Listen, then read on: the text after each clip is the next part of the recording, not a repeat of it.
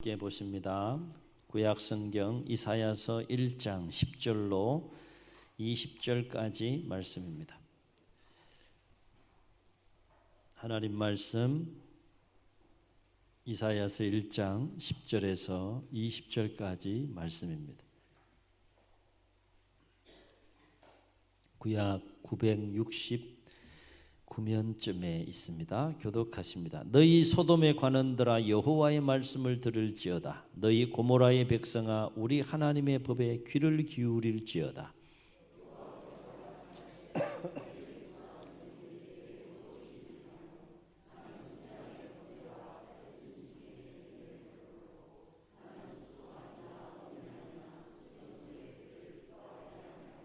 너희가 내 앞에 보이러 오니 이것을 누가 너희에게 요구하였느냐? 내 마당만 밟을 뿐이니라.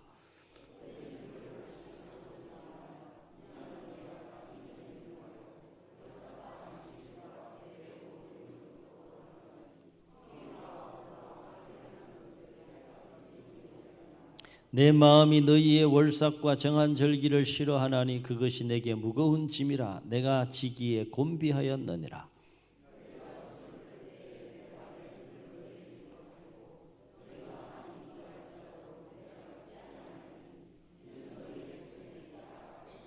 너희는 스스로 씻으며 스스로 깨끗하게 하여 내 목전에서 너희 악한 행실을 버리며 행악을 거치고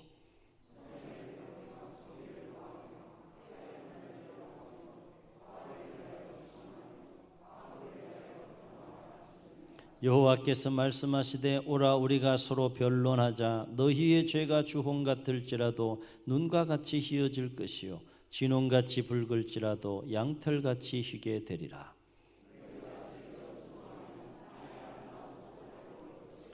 너희가 거절하여 배반하면 칼에 삼켜지리라. 여호와의 입의 말씀이니라.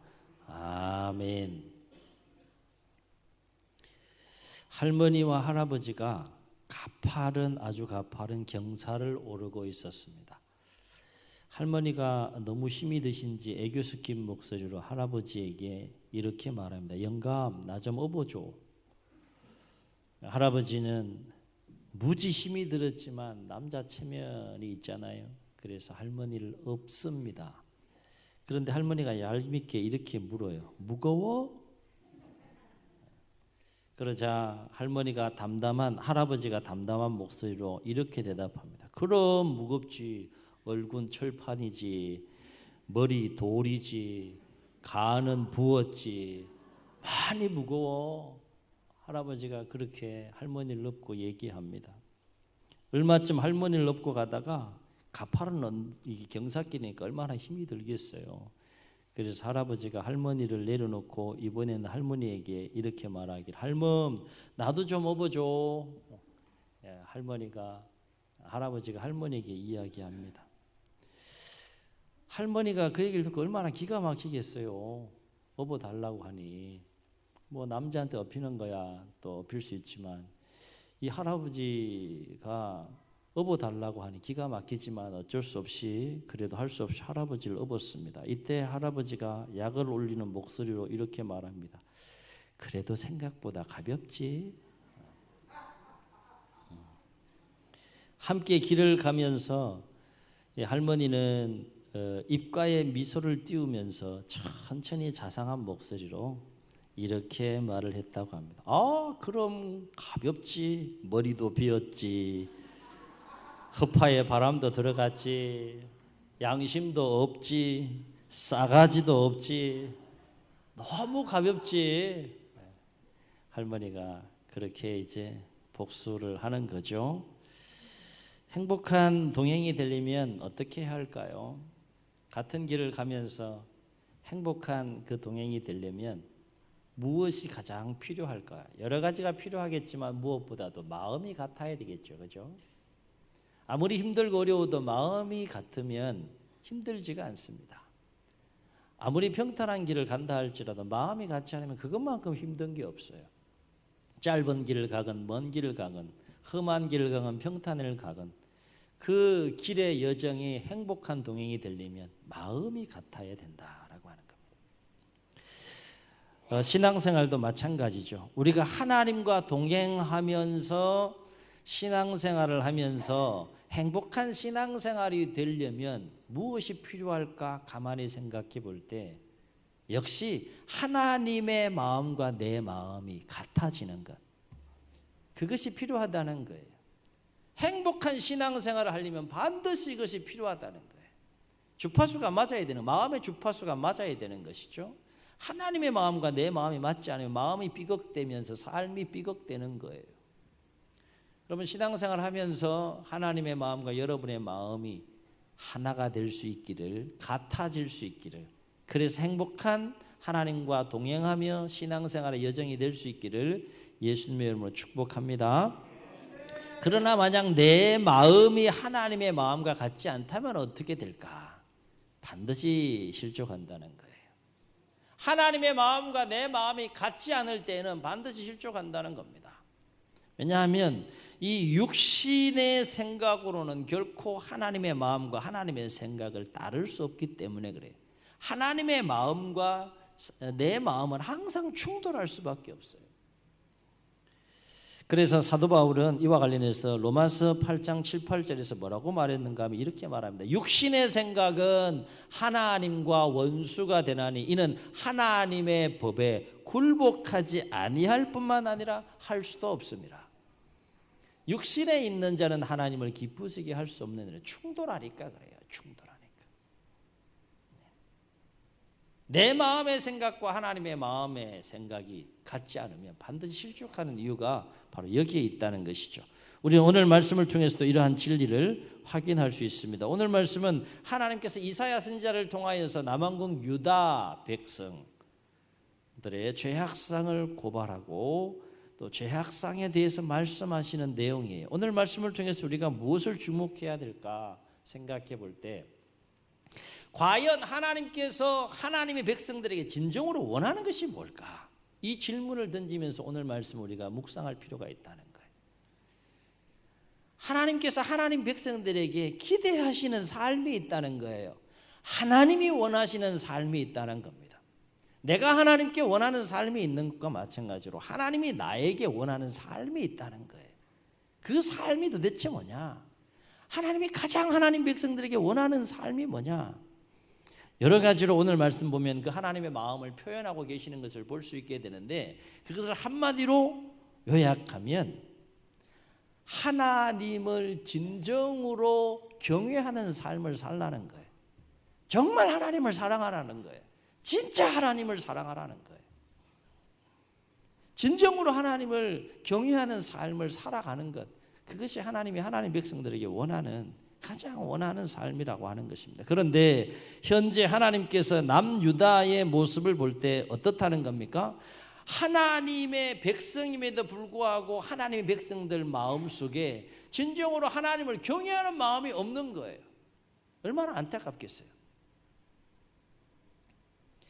하나님을 경외하고 하나님을 사랑하는 마음을 보기를 원하는데, 그런 삶을 보기를 원하는데, 마음과 삶을 보기를 원하는데 정작 하나님의 백성들 마음속에 하나님을 사랑하고 경외하는 마음이 없는 거예요.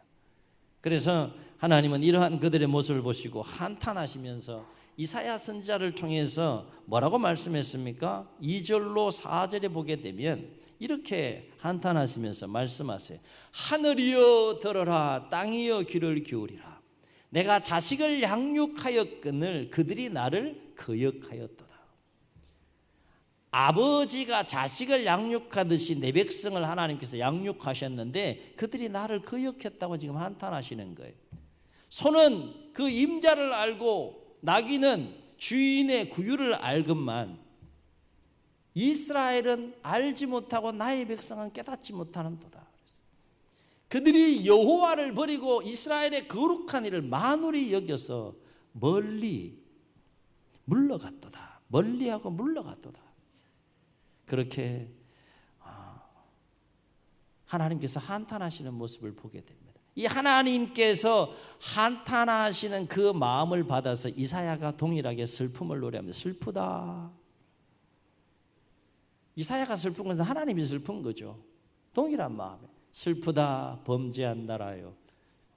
허물된 백성이요 허물진 백성이요 행악의 종자요 행위가 부패한 자식이로다. 그들이 여호와를 버리며 이스라엘의 거룩한 일을 만으로 여겨 멀리하고 물러갔도다. 함께 탄식하고 함께 슬퍼합니다. 그렇습니다. 하나님은 하나님의 백성들이 범사에 하나님의 하나님됨을 인정해 드리면서 진정으로 그 마음 중심에 하나님을 사랑하고 경외하는 삶을 살기를 원하신다는 겁니다. 여러분 하나님 사랑하십니까? 진정으로 하나님 경외하십니까? 하나님은 진짜 하나님 백성을 보기를 원하는 거예요. 진짜 하나님 자녀를 보기를 원하는 거예요. 겉모양은 하나님의 자녀요 겉모양은 하나님의 백성인 듯 하나 그 마음 중심을 보면 하나님이 없어요. 그 모습을 보고 지금 탄식하시는 하나님의 모습을 말씀을 통해서 우리가 목격한다는 거예요. 그렇다면 과연 하나님께서 진정으로 원하시는 하나님을 경외하는 삶이란 뭐냐? 이 또한 한마디로 요약하면 하나님의 자녀와 백성들이 하나님께 하시는 말씀에 귀를 기울이고 그 말씀을 잘 들어야 된다는 거예요. 그 말씀을 잘 듣고 그 말씀에 온전히 순종하는 삶을 살아가는 것, 그것이 진정으로 하나님을 경외하는 삶이라는 거예요. 여러분 하나님의 말씀에 온전히 순종하는 삶을 살아가려면 어떻게 해야 됩니까? 가져야 될 중요한 자세가 있어요. 하나님의 말씀에 온전히 순종하며 삶을 사는 것이 하나님이 원하시는 진정으로 하나님을 경외하는 삶이라면 우리가 그 말씀에 온전히 순종하여 삶을 살기 위해 가져야 될 중요한 자세가 있는데 그것은 뭔가 하면 하나님 말씀을 잘 듣는 거예요. 하나님 말씀에 귀를 기울이고 잘 듣는 거예요. 여러분 말씀을 듣지 않고 그 말씀에 순종할 수 있겠습니까? 말씀을 듣지 않는데 어떻게 하나님 말씀을 알 수 있겠어요? 하나님 말씀을 알 수 없는데 어떻게 그 말씀에 온전히 순종할 수 있겠어요? 여러분 하나님의 백성들이 성경을 가만히 보세요. 언제 죄악 가운데 삶을 살게 됩니까? 하나님 말씀을 들을 때는 그들이 하나님의 자녀와 백성답게 삶을 살아갑니다. 그리고 그들에게 하나님의 은혜와 복이 충만하게 임해요. 그러나 그들이 죄악 가운데 삶을 살아갈 때는 어김없이 나타나는 현상이 있는데 그것이 뭔가 하면 하나님의 말씀을 듣지 않는 거예요. 여러분 가만히 생각해 보세요. 하나님의 백성이 하나님 말씀을 듣지 않으면 이미 10년 가운데 남는 게 뭐겠어요? 사람의 생각밖에 없는 거예요. 사람의 욕망밖에 없는 거예요. 하나님 말씀을 잘 기울여 들을 수 있는 하나님 백성들이 될 수 있기를 주의 이름으로 축원합니다. 옆 사람이랑 격려하시면서 한번 축복하시겠습니다. 잘 들읍시다. 아멘. 잘 들어야 돼요. 하나님의 말씀이 잘 들리는 것이 은혜고 들리는 말씀이 깨달아지는 것이 은혜인 줄로 믿습니다. 하나님은 어떤 방법을 통해서든지 눈높이 차원에서 내가 가장 이해하기 쉬운 방법으로 매일같이 말씀하고 계세요. 문제는 내가 듣지 않는다는 거죠. 하나님 말씀이 역사하지 않으면 반드시 죄악 가운데 삶을 살게 되어 있어요. 사람의 마음과 욕망과 생각이 충만히 역사하기 때문에 그렇습니다. 이것은 마치 듣지 않는 것은 듣지 않고 하나님 말씀을 듣지 않고 삶을 살아가는 것은 나침반 없이 항해하는 것과 똑같은 이치라는 거예요. 그래서 오늘 10절 말씀 보면 이사야는 이와 관련해서 남유다 백성들을 책망하면서 뭐라고 말했습니까? 너희 소돔의 관원들아 여호와의 말씀을 들을지어다. 너희 고모라의 백성아 우리 하나님의 법에 귀를 기울일지어다. 여호와의 말씀을 제발 들으라. 우리를 향한 하나님의 법, 하나님의 말씀에 제발 좀 귀를 기울여라. 그것이 개인이 사는 길이요 이 나라 이민족이 살아갈 수 있는 길이라는 것을 이사야가 누구보다 알기 때문에 그 하나님의 마음을 전하는 거예요. 하나님의 백성이 하나님의 말씀을 들을 때는 반드시 하나님께서 그 백성 가운데 역사하셔서 하나님의 백성들을 일으키셨어요. 힘있고 능력 있게 역사하는 민족이 되게 하셨어요. 그러나 하나님의 백성이 하나님의 말씀을 버리고 하나님을 떠날 때는 어김없이 하나님께서 치셨어요. 마음이 황폐해지고 공동체가 황폐해지고 그 삶의 터전이 황폐해지는 모습을 성경을 통해서 우리가 보지 않습니까? 여기서 우리가 주목할 것은 하나님의 말씀을 듣고자 하는 자는 반드시 하나님의 말씀에 귀를 기울여야 한다는 거예요. 이 말은 곧 하나님의 말씀은 아무에게나 들리는 것이 아니라 그 말씀을 귀를 기울여서 듣고자 하는 자에게 들린다는 거예요. 지금 마이크를 통해서 하나님 말씀이 지금 선포되는데 마음이 콩밭에 가 있으면 들려요, 안 들려요? 제 목소리 잘 들립니까? 할렐루야. 목소리만 들리는 것이 아니라 하나님의 말씀이 들려야 돼요. 그런데 아무리 제가 크게 이야기를 하고 하나님 말씀을 전해도 마음이 딴 데 가 있으면 전혀 들리잖아요. 놀라운 기적이 일어나는 거죠. 들리지 않는 기적이 일어나는 거예요. 이렇게 크게 이야기를 하는데도 들리지가 않는 거예요. 문제는 하나님의 말씀이 들리지 않으면 우리의 삶이 무너진다는 거예요. 무너진다는 거예요. 우리가 하나님의 말씀을 듣는 것과 관련해서 또 한 가지 반드시 기억하는 것은 왜 듣는 겁니까? 그렇게 살려고 듣는 거예요. 들음은 그러므로 반드시 순종하는 삶이 전제되어야 된다는 것입니다. 왜냐하면 들음은 순종하는 삶을 통해서 온전해지고 완성되기 때문에 그래요. 하나님께서 말씀하시는데 내 마음에 감동이 옵니까? 하나님께서 말씀하시는데 내 가운데, 내 심령 가운데 은혜가 임합니까? 그러면 하나님께서 역사하시는 건데 왜 역사하시느냐? 왜 감동하시느냐? 왜 은혜를 베풀어 주시느냐? 너 그렇게 살라는 거죠. 너 그렇게 살라. 삶으로 이어지지 않는 들음은 듣지 않는 것과 마찬가지라. 행함이 없는 믿음이 죽은 믿음이듯이 순종하는 삶이 없는 들음은 듣지 않는 것과 마찬가지라는 거예요.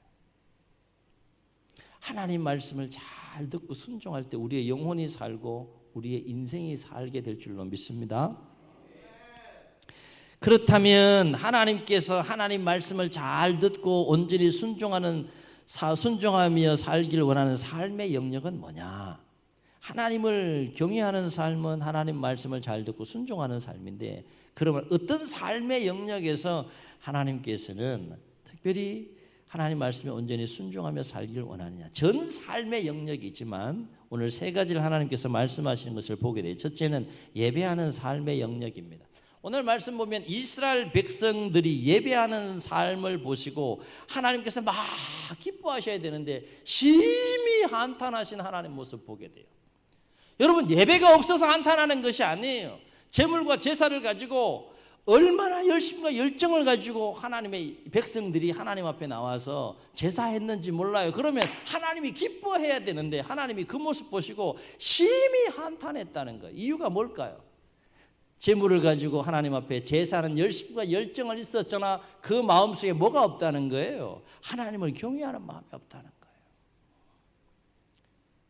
하나님을 경외하는 마음이 없이 제물을 가지고 하나님 앞에 제사하며 예배하는 그 모습을 보시고 하나님께서 어떻게 한탄하셨는지 보세요. 이렇게 한탄하세요. 11절로 14절 보면 여호와께서 말씀하시되 너희의 무수한 제물이 내게 무엇에 유익하뇨? 아무 유익하지 않다는 거예요. 너희가 그렇게 열심으로 열정으로 제물과 제사를 가지고 내 앞에 나오는데 그 수많은 너희의 그 제물이 드려지는 그 제사가 나에게 무엇이 유익하냐? 나는 순양의 번제와 살찐 짐승의 기름에 배불렸고 나는 숫송아지나 어린 양이나 순염소의 피를 기뻐하지 아니하노라. 너희가 내게 보이러 오나니 이것을 누가 너희에게 요구하였느냐? 내 땅만 밟을 뿐이니라. 계속 말씀하세요. 헛된 제물을 내게 다시 가져오지 말라. 받기 싫다는 거죠. 내가 제물을 받기 위해서 제물을 요구하고 제사를 요구했느냐? 그거 아니라는 거죠. 헛된 제물을 다시 가져오지 말라.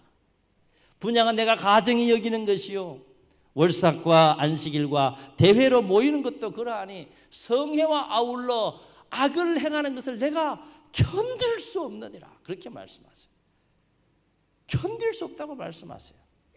내 마음이 너희의 월삭과 정한 절기를 싫어하나니 그것이 내게 무거운 짐이라.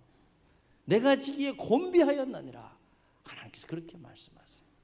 예배가 없어서가 아니에요. 마음이 없는 거예요. 마음. 한마디로 하나님을 경외하는 마음이 없는 제사와 제물은 이제 견딜 수 없을 만큼 신물이 난다라고 하나님께서 지금 말씀하고 계시는 거예요. 우리 예배 잘 들으십시다. 하나님을 진정으로 예배하는 삶에 우리가 실패하지 않기를 주의 이름으로 축원합니다. 또 한 가지 하나님께서 온전히 순종하기를 원하시는 삶의 영역이 뭐냐? 두 번째 하나님께서 말씀하시는 삶의 영역은 개인적인 삶의 영역이에요. 이 말은 하나님께서 기뻐하시는 진정한 예배는 삶으로 반드시 이어져야 한다는 겁니다. 의식을 통해서 드려지는 이 예배는 그 예배로 끝나는 것이 아니라 예배 이후에 삶으로 이어질 때 하나님께서 진정으로 기뻐하시는 그런 제사와 예배가 될 수 있다는 거예요. 이 말은 곧 예배에 합당한 삶이 없다면 그것은 하나님께서 기뻐하시는 온전한 예배라 할 수 없다라고 하는 거예요. 여러분, 오늘 한국교회 예배가 없습니까? 매주 예배 드리잖아요. 전 세계 교회 가운데 한국교회만큼 그렇게 열심과 열정 가지고 예배하는 나라가 어디 있어요? 새벽 기도부터 해가지고 예배가 없습니까? 예배가 있어요. 당시 오늘 말씀 속에 주어진 그 상황 속에 남유다 하나님의 백성들 가운데도 누구보다도 열심과 열정을 가지고 예배했어요. 그런데 그 열심으로 예배하는 그 하나님의 백성들이 예배하는 모습을 하나님이 심히 한탄하는 이유가 뭐예요? 삶이 없는 거예요. 삶이 없는 거예요. 저 스스로도 반성을 하면서 오늘날 믿지 않는 사람들이 기독교인들을 향해서 뭐라고 욕을 합니까? 개독교라고 그러잖아요. 부끄러운 거 아닙니까? 물론 정말 순전한 마음으로 남이 보든 보지 않든 하나님 앞에서 진실하게 삶을 살아가는 크리스찬들이 더 많아요. 더 알려지지 않아서 그렇지. 소수의 사람들로 인하여서 물론 전체가 다 그렇게 비춰지는 안타까운 모습은 있지만 어쨌든 한국교회는 다시 이 삶의 영성을 회복해야 된다는 거예요. 예배를 잘 드린다는 것은 그렇게 삶을 살아야 함을 전제하고 우리가 예배를 드려야 된다는 거예요. 그것이 하나님께서 기뻐하시는 온전한 예배라는 겁니다. 그래서 하나님은 예배와 관련한 말씀을 하신 후에 뭐라고 말씀하셨어요? 15절을 보면 삶과 관련하여서 이렇게 말씀하세요. 너희가 손을 펼 때에 내가 내 눈을 너희에게서 가리고, 이런 일이 있으면 안 되잖아요. 하나님 도와주세요. 하나님 은혜를 베풀어 주세요. 그렇게 너희가 손을 펼 때에 내가 내 눈을 너희에게서 가리고 너희가 많이 기도한다 할지라도 내가 듣지 않겠다. 이유를 짤막하게 이렇게 말씀하세요. 이는 너희 손에 피가 가득함이라. 너희 손에 피가 가득하다는 건 뭐예요? 너희의 삶이 피를 흘리는 죄악으로 충만하다는 거예요. 한마디로 예배에 합당한 삶이 없다는 거예요. 예배에 합당한 삶이 없다는 거예요. 살아내는 것이 참 쉽지 않죠. 좁은 길을 걸어가야 하니까. 내 생각을 내려놓고 하나님 말씀을 붙잡고 순종해야 되니까 쉽지 않죠. 그러나 하나님은 그 삶을 우리에게 기대하시고 요구하신다라고 하는 것입니다. 그래서 16절 말씀에서 하나님께서 뭐라고 말씀하셨습니까? 너희는 스스로 씻으며 스스로 깨끗하게 하여 어떻게 하라고요? 내 목전에서 너희 악한 행실을 버리고 행악을 거쳐라. 육신의 생각과 욕망에 사로잡힌 그 모든 죄악된 삶을 버리고 멈춰라는 거예요. 멈춰라. 다시 말해 진정으로 너희가 나를 경외하고 예배하는 자라면 너희의 마음을 청결하게 함으로 죄악된 삶을 멈추라는 겁니다. 거기까지 예배자로서 우리가 삶을 살아낼 때 그 삶이 하나님이 기뻐하시는 진정한 예배고 온전한 예배가 될 수 있다는 겁니다. 여기서 우리가 주목할 것은 예배에 합당한 삶이 없다면 너희가 아무리 기도하고 나의 도움을 구한다고 할지라도 내가 듣지 않고 응답하지 않겠다라고 하나님께서 말씀하시는 거예요. 기도보다 중요한 것이 뭐라는 겁니까? 삶이라는 거예요. 살면서 기도해야 된다는 거예요. 살면서.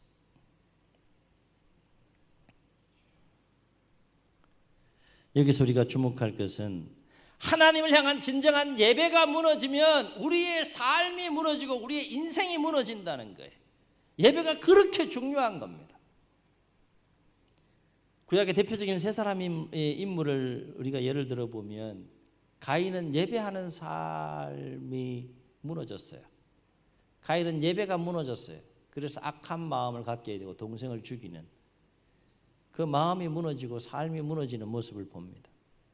아브라함과 함께 있었던 롯은 예배자인 아브라함과 함께 있을 때는 하나님의 은혜가 임하는 삶의 현장 가운데 있었지만 그 아브라함을 떠나서 예배가 무너지니까 그 마음이 무너지고 그 인생이 무너지는 롯의 모습을 성경을 통해서 봅니다.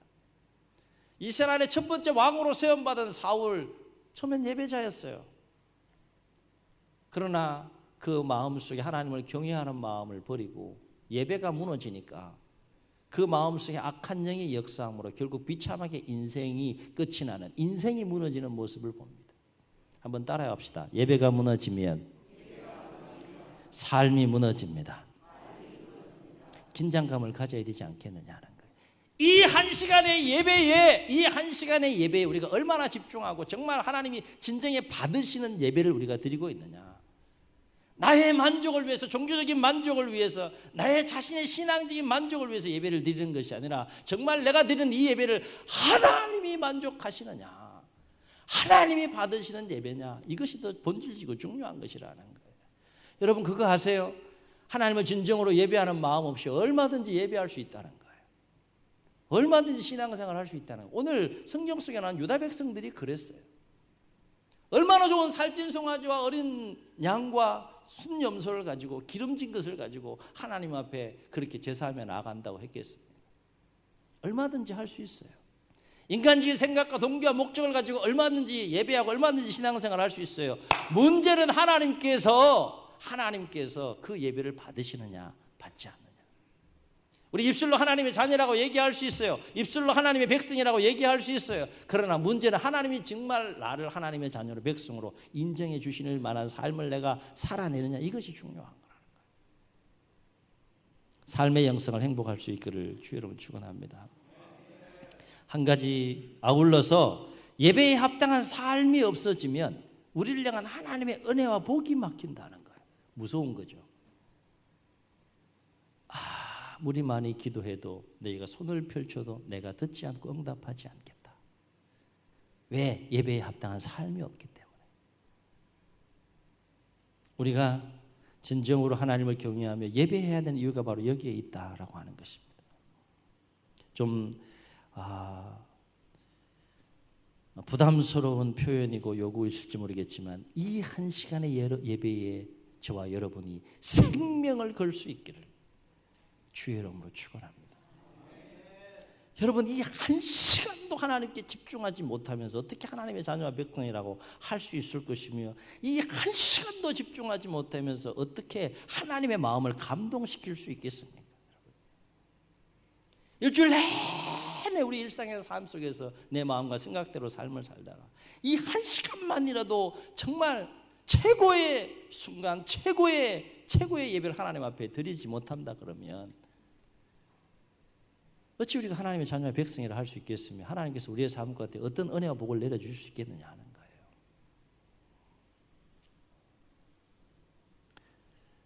하나님께서 온전히 순종하기를 원하시는 또 한 가지 삶의 영역은 뭘까요? 여기까지 나아가야 되면 세 번째는 공동체적인 삶의 영역이에요. 이 말은 하나님께서 기뻐하시는 진정한 예배는 의식으로 드려지는 그 예배를 넘어서 개인적인 차원의 그 예배에 합당한 삶을 넘어서 공동체의 삶으로 이어져야 한다는 겁니다. 하나님께서 요구하시는 예배는 여기까지입니다. 다시 말해 하나님께서 기뻐하시는 진정한 예배는 개인적인 차원의 경건한 삶을 뛰어넘어서 이웃을 내 몸과 같이 사랑하라 말씀하신 그 말씀을 실천하는 공동체적인 삶으로 이어져야 한다는 겁니다. 내가 정말 진정으로 예배했으면 내 삶이 변해야 되고 내 삶이 변화되면 마땅히 이웃을 돌아봐야 되고 이웃과의 관계가 회복돼야 된다는 거예요. 그래서 하나님은 예배와 관련된 말씀을 하시고 그 다음에 개인적인 삶과 관련해서 말씀하시고 이어서 17절 말씀 보면 뭐라고 말씀하십니까? 이렇게 말씀하세요. 선행을 배우며 정의를 구하며 학대받는 자를 도와주며 고아를 위하여 신원하며 과부를 위하여 변호하라. 개인을 넘어라는 거죠. 공동체 속에 들어가서 하나님의 사랑을 실천하는 거죠. 하나님 말씀과 의를 실천하는 거죠. 한마디로 네가 속한 공동체 안에서 하나님의 뜻을 따라 의로운 삶을 살고 사회적인 약자들을 돌봄으로 이웃에 대한 사랑을 실천하라는 겁니다. 왜냐하면 그것이 바로 넓은 의미에서 하나님께서 기뻐하시는 진정한 예배라는 겁니다. 그래서 히브리서 기자는 이와 관련해서 히브리서 13장 16절에서 뭐라고 말씀하는가 하면 이렇게 말합니다. 오직 선을 행함과 서로 나누어 주기를 잊지 말라. 다시요. 오직 선을 행함과 서로 나누어 주기를 잊지 말라. 하나님이 기뻐하시는 제사라 그렇게 말합니다. 하나님은 이 같은 제사를 기뻐하시느니라. 아멘.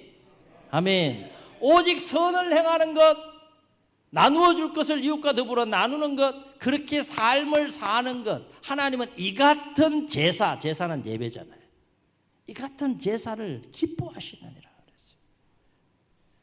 이웃에게 사랑을 실천하는 것, 필요를 함께 나누는 것, 그것은 단순하게 선행의 차원을 넘어서서 그것이 뭐라는 겁니까?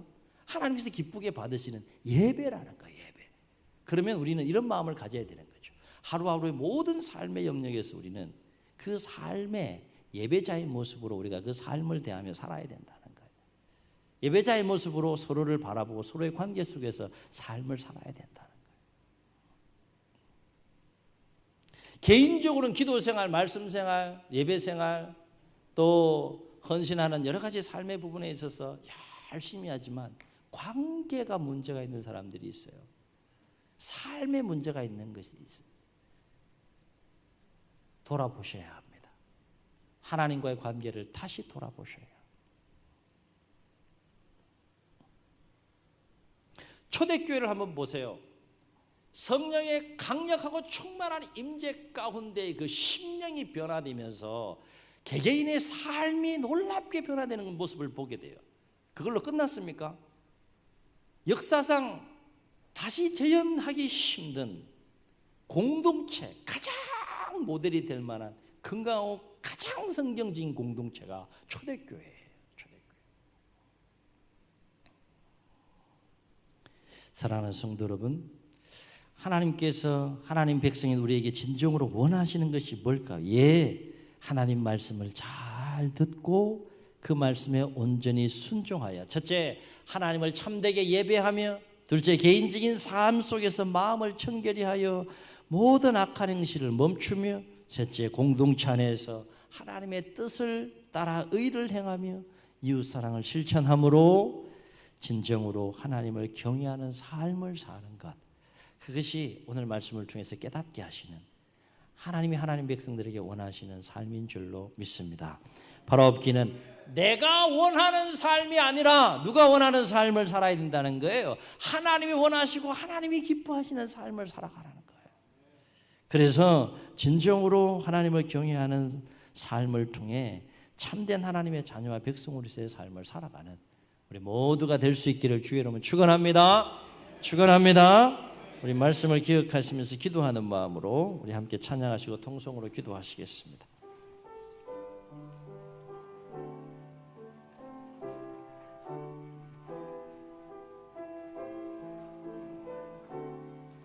나 주님의 기쁨 되기 원합니다. 나 주님의 기쁨 되기 원하네. 내 마음을 새롭게 하소서. 아멘.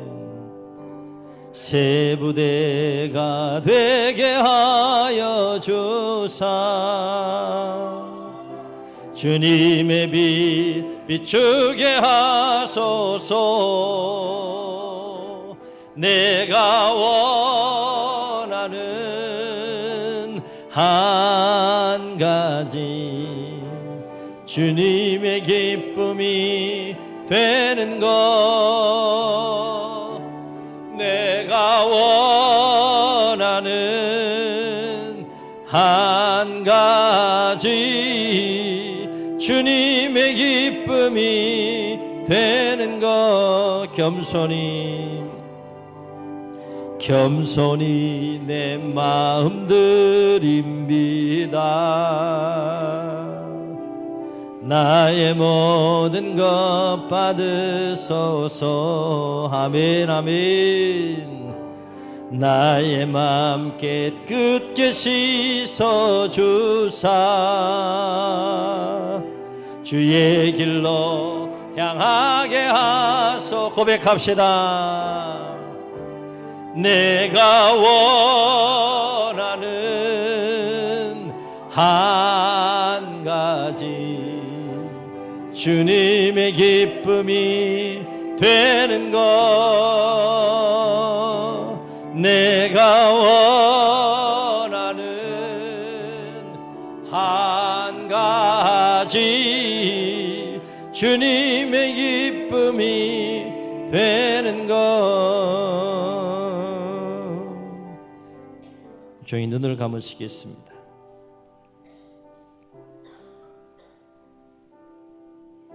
하나님의 자녀입니까? 하나님의 백성입니까? 합당한 삶이 있어야 되지 않겠습니까? 하나님 말씀에 우리가 귀를 기울이고 하나님 말씀을 잘 듣고 그 말씀에 순종하는 삶을 통해 우리가 진정으로 하나님을 경외하는 삶을 살아가는 하나님께 인정받는 하나님의 자녀와 백성이 되어야 되지 않겠습니까? 예배가 회복되어야 될 줄로 믿습니다. 거룩한 삶이 회복되어야 될 줄로 믿습니다. 공동체의 영성이 회복되어야 될 줄로 믿습니다. 내가 원하는 삶이 아니라 하나님이 원하시는 삶, 하나님이 기뻐하시는 삶을 살아갈 수 있도록 우리 기도합시다. 겟세마네 동산에 주님께서 말씀하시고 주님께서 기도하셨던 것처럼 나의 원대로 마옵시고 아버지의 원대로 하옵소서. 나의 원대로 마옵시고 아버지의 원대로 하옵소서. 내가 다 이루었다 말씀하시며 아버지의 말씀에 온전히 순종한 주님 마음 품고 그 삶을 본받아 주여 진정으로 내 마음속에 하나님을 경외하는 하나님의 자녀와 백성들이 되게 하여 주옵소서. 그런 마음을 가지고 우리 결단하시면서 주님 세 번 부르시고 통성으로 기도합니다. 주여